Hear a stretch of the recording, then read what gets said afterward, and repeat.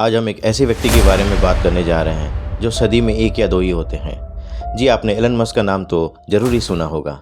इन्होंने सिर्फ किताबी ज्ञान से रॉकेट का निर्माण कर दिया था, तो आप इसे अंदाज़ा लगा ही सकते हैं कि ये कितने बुद्धिमान व्यक्ति हैं। एलन मस्क दुनिया के पहले सबसे रिचेस्ट पर्सन में अपनी जगह बना चुके हैं। ये पेपाल, टेस्ला एंड स्पेसएक्स जैसी बड़ी कंपनियों के फाउंडर और सीईओ है। इनकी कुल संपत्ति $171 बिलियन है। चलिए तो इनके बारे में और अधिक जानकारी के लिए आप इस चैनल को सब्सक्राइब कर लें। एलन मस्क का जन्म 28 जून 1971 को प्रिटोरिया, साउथ अफ्रीका में हुआ था। उनके पिता का नाम एरल मस्क था और वो पेशे से एक इंजीनियर थे, और उनकी मां का नाम माया मस्क था। इनके दो छोटे भाई बहन भी हैं। बचपन में एलन मस्क के स्कूल में दिनों में बहुत परेशान किया जाता था।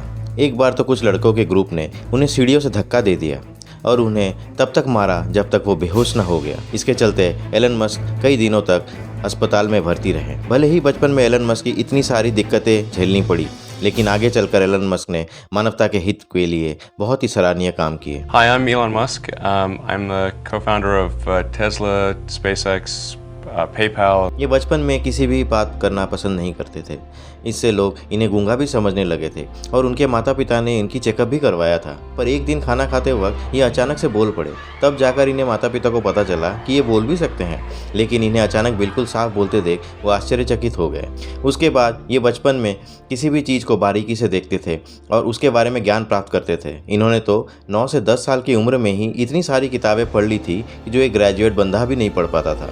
12 साल के होते होते इन्होंने प्रोग्रामिंग लैंग्वेज की सीखकर एक ब्लास्टर नाम का गेम भी बना डाला था, जो इन्होंने $500 में बेच भी दिया था। एलन मस्क ने Zip2 नाम का सॉफ्टवेयर कंपनी को अपने भाई के साथ मिलकर शुरू किया था।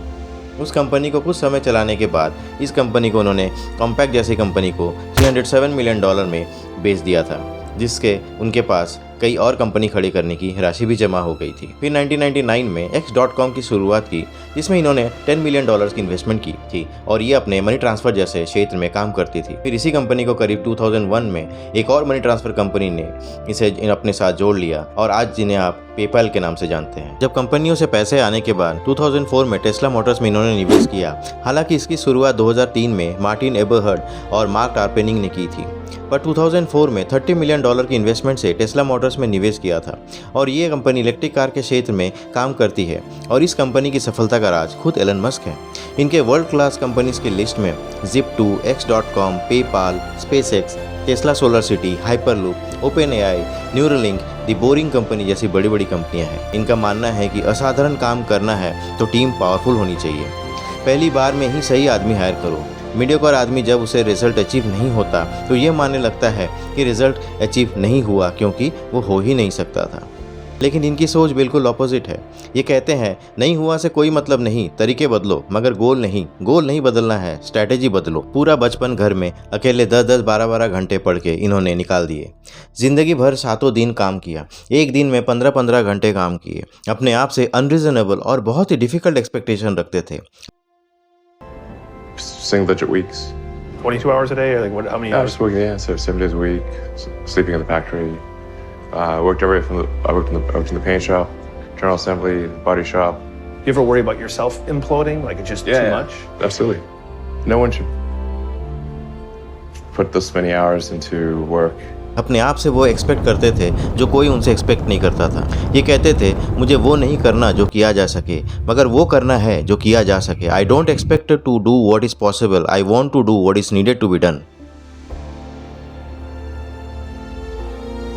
दुनिया भर में आज पेपाल फेमस है। उसको किसने स्टार्ट किया, उसको किसने इतना बड़ा रूप दिया, वो एलन मस्क ही थे। उनके जो सीटीओ थे ना, चीफ टेक्निकल ऑफिसर, उनके साथ बहसबाजी हो गई थी। ये सीईओ थे वहाँ और वो सीटीओ थे। बहस ऐसा हुआ कि इसे लिनक्स पर रखे या विंडोज़ पे लेके जाए।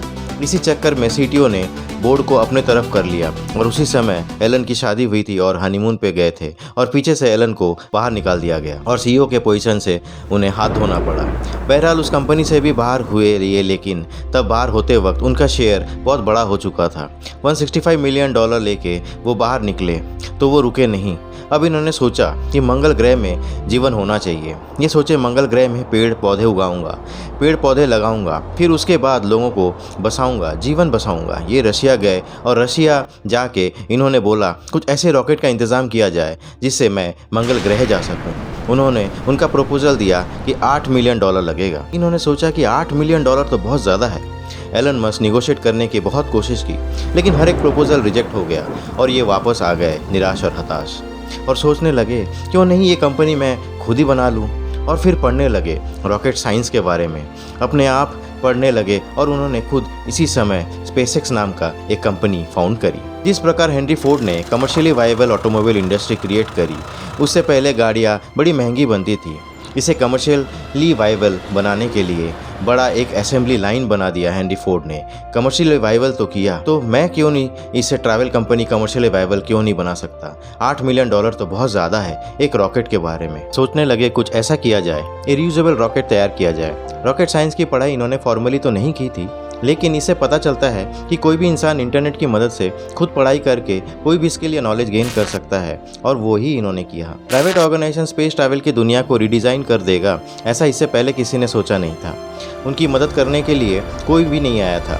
एक्चुअली मुद्दा ये नहीं था कि रॉकेट को ऑर्बिट में पहुंचाया जाए, लेकिन मुद्दा ये था कि लो कॉस्ट में रॉकेट को ऑर्बिट में पहुंचाना था और उसी रॉकेट को वापस धरती पे भी लाना था, उस रॉकेट को रीयूज़ करने के लिए।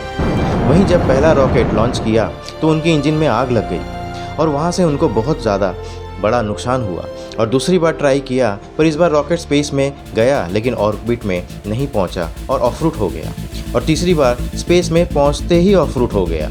3 बार उनका इतना बड़ा नुकसान हुआ, जीवन के सारे पैसे ख़त्म हो गए, जो भी उनको पिछले कंपनी से मिला था सारे ख़त्म हो गए थे। अब इन्वेस्टर बोले कि अब कुछ नहीं बचा, अब तो तू गया। पर ये बोला एक ट्राई और करूँगा, एक ट्राई और करूँगा। क्या क्रेजी आदमी थे। And he made a crazy announcement. चौथा लॉन्च थोड़ी ही महीने में करने वाले का उन्होंने अनाउंसमेंट कर दिया।